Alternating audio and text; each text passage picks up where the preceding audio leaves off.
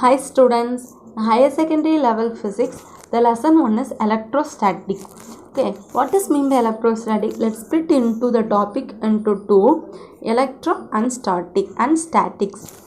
Electro means is related to electricity or electric charges. Static means at rest or stationary. And electrostatic is the branch of physics which deals with charges are in rest position or stationary charges. Okay, and one quote is given by George Carlin is known as electricity is really just organized lightning. So lightning, we know that it's a migration of charges from cloud to ground to the earth's surface. So that huge amount of voltage transferred during lightning. How much amount of voltage have you ever imagined? Is 3000 million voltage. So லைட்னிங்கில் நமக்கு என்ன தான் இருக்குது அப்படின்னா சார்ஜஸோடைய அந்த moment தான் நம்ம லைட்னிங்னு சொல்கிறோம். சார்ஜஸோடைய அதுவும் ஒன் டைப் ஆஃப் எலக்ட்ரிசிட்டி தான் அப்படின்னு சொல்லிட்டு நமக்கு ஜார்ஜ் கார்லின் சொல்கிறாங்க. So next introduction. ஸோ இன்ட்ரொடக்ஷனை நீங்கள் எடுத்து பார்த்தோன்னா உங்களுக்கு ஸ்டார்டிங்கில் யார் இருப்பாங்கன்னா எலக்ட்ரோ மேக்னட்டிசம் இருப்பாங்க, பயந்துராதீங்க. So electromagnetism is one of the most important branch of physics and the technological development of modern 21st century are primarily due to our understanding of electromagnetism. In the force we experience in everyday life are electromagnetic in nature except gravity. என்ன சொல்ல வராங்க? எலக்ட்ரோமேக்னட்டிசம் அப்படிங்கிறது electric சார்ஜஸும் and மேக்னெட்டும் ரெண்டோடைய காம்பினேஷனை தான் எலக்ட்ரோமேக்னட்டிசம் சொல்லுவோம். So இந்த எலக்ட்ரோமேக்னட்டிசம் தெரிஞ்சுக்கிட்டா தான், அதோடைய அண்டர்ஸ்டாண்டிங் இருந்தால் தான் நம்மளால் டே டு டே லைஃப்பில் இருக்க எல்லா ஃபோர்ஸையுமே அண்டர்ஸ்டாண்ட் பண்ண முடியும். பட் ஒரு ஃபோர்ஸை தவிர யார் அந்த எக்ஸப்ஷன் பார்த்தீங்கன்னா gravity. So gravity, what is by கிராவிட்டின்னு பார்த்தீங்கன்னா it is inherent property of எர்த்தோடைய நேச்சுரலாகவே இருக்கிற ஒரு ஃபோர்ஸை தான் நம்ம கிராவிடேஷனல் ஃபோர்ஸ்னு சொல்கிறோம். So in 11th standard we studied about the gravitational force, tension, friction and normal force etc. Then Newton treated them to be independent of each other, with each forces being separate natural force. But what is the origin of all this force? Question வந்துருச்சு பார்த்தீங்களா? It's now understood that except gravity, all the force which we experience in the everyday life arises from the electromagnetic force with the atoms. Okay, இப்போ இதை பார்க்கலாம். So 11th standard வரைக்குமே gravitation force, tension, friction, normal force இதை பற்றின இதெல்லாம் deal பண்ணியிருப்பாங்க. So gravitational force நான் already சொன்ன மாதிரி இப்போ நம்ம ஏர்த்தில் now we stand on the earth, it's due to the gravitational force. So அந்த இது இல்லை அப்படின்னா we are flying, it's like anything. So tension அப்படிங்கிறது ஸ்ட்ரெச்சு ஃபோர்ஸ். நான் வந்துட்டு என்ன பண்ணுறேன் அப்படின்னா ஒரு கயரை பிடிச்சி இழுக்கிறேன் அப்படின்னா due to that force acting on that wire. Okay, so it's that along that force tension will occur. So அதெல்லாம் என்ன சொல்லுவோம்னா டென்ஷனல் ஃபோர்ஸ் அப்படின்னு சொல்லுவோம். தென் ஃப்ரிக்ஷன் அப்படின்னா நம்ம இந்த மாதிரி வாக்கிங் இந்த மாதிரிலாம் பண்ணும்போது that floor offers grip to us, நமக்கு ஒரு கிரிஃபு கொடுக்குது. அந்த கிரிஃபுக்கு காரணம் என்ன அப்படின்னு பார்த்தீங்கன்னா நம்ம ஃப்ளோருக்கும் நமக்கும் இடையில இருக்க அந்த இன்ட்ராக்ஷன் தான். ஸோ அது due to friction. Normal force பார்க்கும்போது தான் நம்ம யாரை நினச்சிக்கணும்னா நியூட்டனை இமேஜின் பண்ணிக்கணும். ஸோ நியூட்டன் என்ன சொன்னாங்க? Every action has an equal and an opposite reaction சொன்னாங்க. இப்போ கிராவிடேஷனல் ஃபோர்ஸ்னு ஒரு force, that force acts along downward direction, it's towards ground. ஓகேங்களா? This force is balanced by a normal force which is acts along upward direction. அப்போ டவுன்வர்டில் act ஆகிற gravitational ஃபோர்ஸை யார் balance பண்ணுறா? இந்த அப்வர்டில் இருக்கிற நார்மல் ஃபோர்ஸ் பேலன்ஸ் பண்ணுது. ஸோ இது எல்லாமே வந்துக்கிட்டு நம்ம படித்த ஃபோர்ஸஸ் 11th ஸ்டாண்டர்டில் இருக்கிற ஃபோர்ஸஸ்ஸு. இதில் நியூட்டன் என்ன சொல்கிறாங்க அப்படின்னா இந்த ஃபோர்ஸஸ் எல்லாமே இண்டிபெண்ட்டாக இருக்கும்.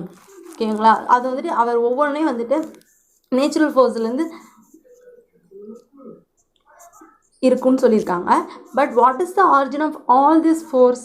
இந்த ஃபோர்ஸுக்கெல்லாம் என்ன ஆரிஜின் அப்படின்னு ஒரு கொஸ்டின் வருது இல்லையா? எஸ், அந்த ஆரிஜின் தான் எலக்ட்ரோ மேக்னட்டிசம்.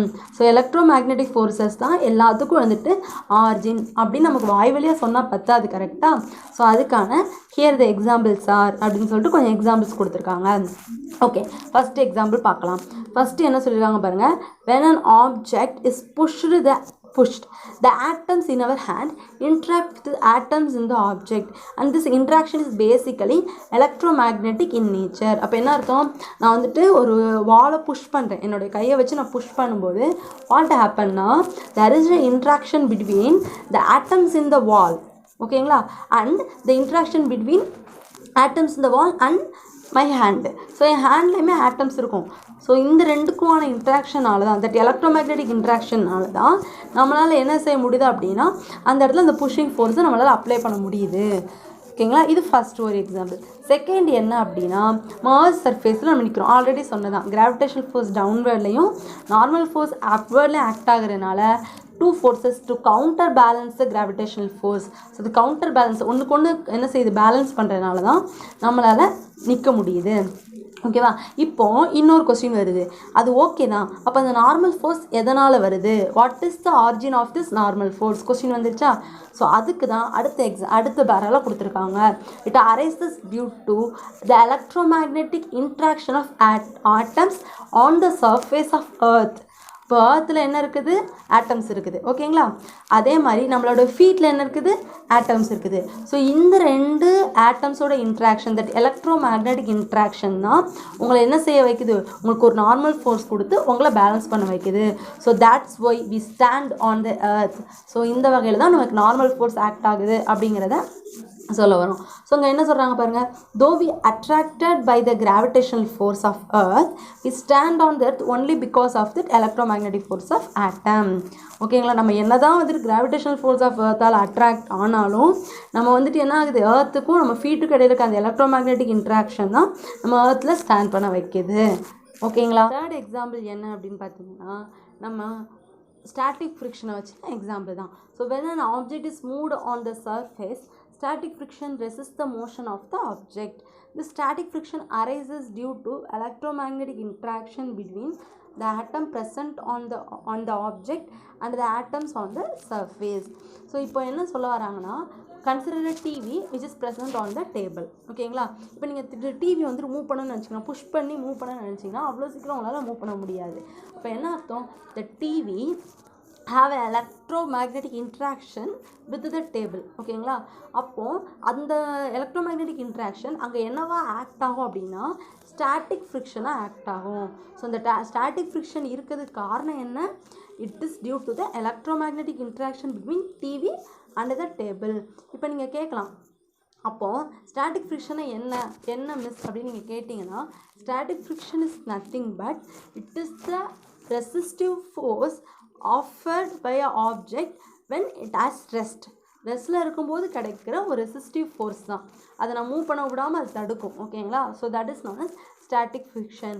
தென் கைனடிக் ஃப்ரிக்ஷன் என்ன அப்படின்னா, நீங்கள் மூமெண்ட்டில் இருக்கும்போது கூட உங்களுக்கு ஒரு ஃப்ரிக்ஷன் கிடைக்கலாம், அந்த ஃப்ரிக்ஷன் தான் என்னென்னா கைனடிக் ஃப்ரிக்ஷன். இப்போ நீங்கள் நார்மல் ஃப்ளோரில் வாக் பண்ணுற மாதிரி உங்களால் வந்துக்கிட்டு ஒரு பீச் சாண்டில் வாக் பண்ண முடியாது.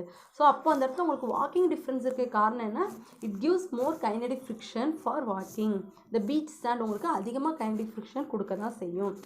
ஸோ இந்த மாதிரி தான் ஃப்ரிக்ஷனில் ஸ்டாட்டிக் ஃப்ரிக்ஷன் கைனடிக் ஃப்ரிக்ஷன் ரெண்டுமே இருக்குது. இதுவுமே 11th ஸ்டாண்டர்ட் ஃபிசிக்ஸில் உங்களுக்கு இருக்க தான் செய்யும்.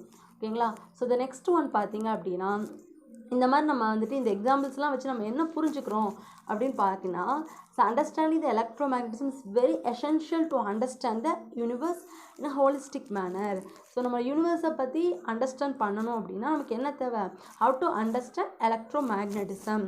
இப்போ இந்த எலக்ட்ரோமேக்னட்டிசம் பற்றி நீங்கள் அப்போ நாங்கள் எங்கே மிஸ் படிக்கிறது அப்படின்னு நீங்கள் கேட்டிங்கன்னா, எஸ், எலக்ட்ரோமேக்னட்டிசமை நீங்கள் இனிமேல் வர்ற 4th இந்த வால்யூம்லேயே உங்களால் படிக்க முடியும். ஸோ வால்யூமில் 4th லெசனில் உங்களுக்கு எலக்ட்ரோமேக்னெட்டிக் இருக்கும்.